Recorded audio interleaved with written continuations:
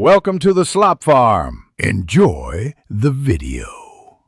You'll start by confirming your device meets requirements, iOS 15 or later. Once done, open Settings and go straight to Safari. This is where the control lives. Make sure your phone is unlocked and you're on the latest update so options appear. Tap Safari, then find the tab bar setting near the top of the page. This is the first actionable control. You're now in the right menu to move the search bar. Keep your attention here and follow the next step to change layout. Once you've opened the tab bar option, select bottom tab bar to move the address/search field to the lower edge. Safari applies it immediately. You'll see a different layout, tabs and controls grouped at the bottom, so test by opening a new page.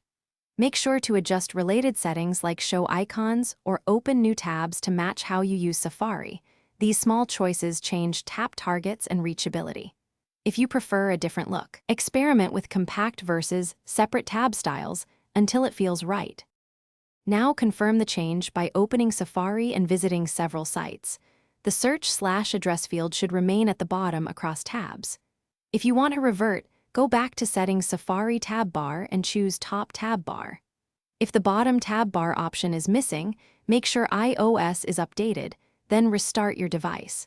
If that fails, reset Safari settings as a last resort. One key troubleshooting tip: signing out of iCloud and back in is sometimes needed if set.